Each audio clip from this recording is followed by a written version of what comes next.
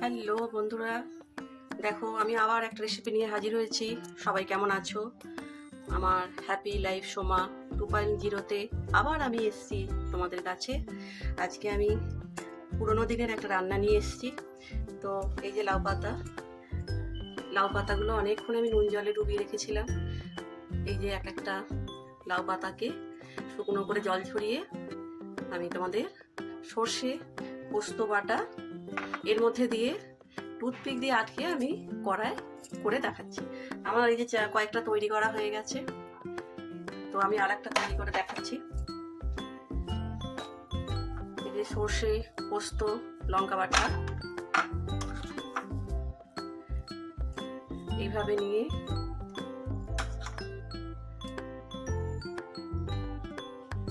একটু কচি লাউ পাতা হতে হবে যাতে মোড়া যায়। এইভাবে মুড়ছি, এই যে মুড়ে মশলাটা যাতে বেরিয়ে না আসে। একটা টুথপিক এই যে নিলাম, টুথপিক নিয়ে এইভাবে গেঁথে দিচ্ছি যাতে খুলে না যায়। এই যে হয়ে গেল।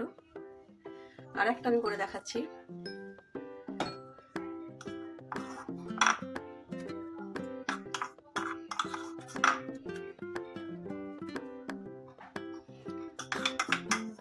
মশলাটা যদি তোমরা আরো বেশি দিতে চাও দিতে পারো, আর আমি একটু কমই দিয়েছি। পোস্তর ভাগটা একটু বেশি থাকবে, আর কালো সাদা দুই সর্ষেই দিয়েছি আমি, সর্ষের ভাগ একটু কম থাকবে। তো আবার আমি একটা টুথপিক দিয়ে এই যে মুড়ে নিলাম, মুড়ে আমি এগুলো করে তোমাদের দেখাচ্ছি। দেখো, তো আমার সবগুলোই মোটামুটি রেডি হয়ে গেছে। এই যে লাউ পাতা পোস্ত সর্ষে বাটা দিয়ে ভাপা। গ্যাসটা আমি এবার অন করছি।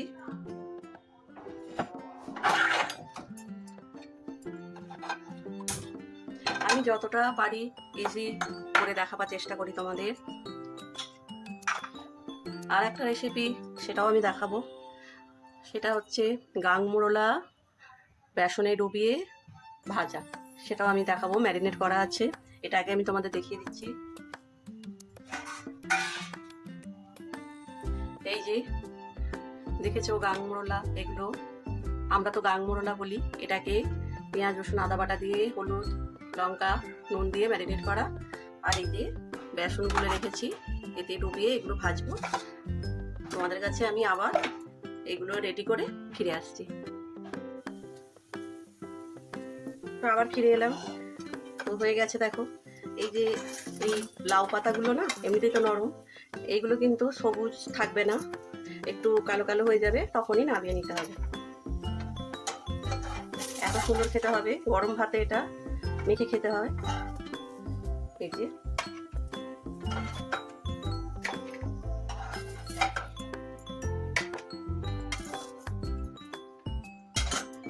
তো এই যে বন্ধুরা রেডি। তোমাদের পরে একটু ঠান্ডা হোক, খুলে দেখাচ্ছি। জাস্ট অসাধারণ খেতে। গরম ভাতে এটা খেলে সর্দি যদি থাকে, সর্দির মুখেও খুব ভালো লাগে খেতে। তো আর একটা রেসিপি আমি আবার করে দেখাচ্ছি। তো এটা একটু ঠান্ডা হোক, তারপর তোমাদের খুলে দেখাচ্ছি। তো এই গাং মোড়লা মাছের যে আমি বেসনে ডুবিয়ে যে ভাজাটা দেখাচ্ছি, তার জন্য তেল দিচ্ছি, একটু বেশি করে তেল দিতে হবে। কড়া তো গরম ছিল, আমি ওই কড়াতেই করছি। এই যে আর একটা কথা বন্ধুরা, তোমরা কিন্তু আমার চ্যানেলটাকে সাবস্ক্রাইব করছো না। আমি তো নতুন, তোমরা যদি পাশে না থাকো তাহলে আমার তো প্রত্যেকটা রেসিপি দেখাবার মনটাও থাকছে না।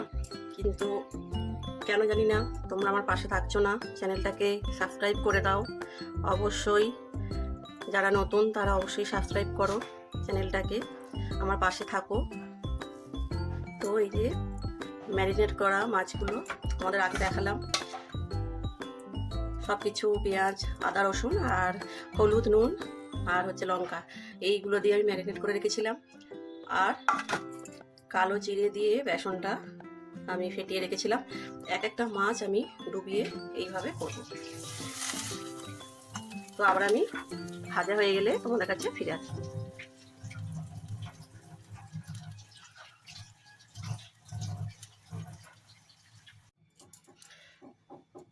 তো বন্ধুরা আমি ফিরে এলাম। তো দেখো মোরলা মাছের ফ্রাই, যেইভাবে তপসে ফ্রাই করো একদম ওইভাবেই মোরলা মাছের ফ্রাই করেছি। আর সর্ষে পোস্ত বাটা দিয়ে লাউ পাতা, আর দেখো কত সুন্দর হয়েছে। তো আমি একটা লাউ পাতা খুলে দেখাচ্ছি তোমাদের।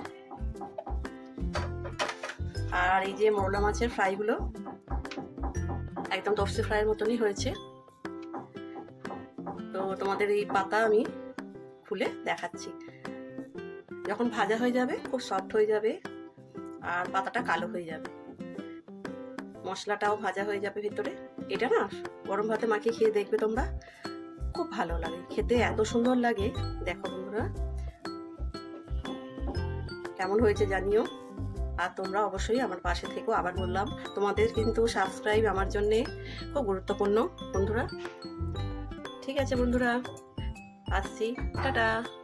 আবার একটা নতুন রেসিপির সঙ্গে দেখা হবে, তোমাদের সাথে দেখা হবে, টাটা।